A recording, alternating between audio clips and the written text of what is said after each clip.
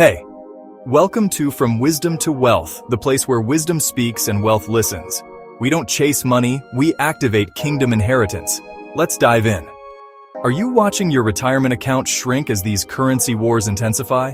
The economic transformation happening isn't just financial, it's prophetic, and God's preparing His people.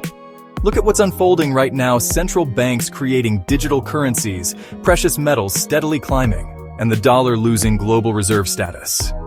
This isn't random financial news. It's exactly what Scripture points to in Proverbs 13:22, wealth transferring into the hands of the righteous for kingdom purpose.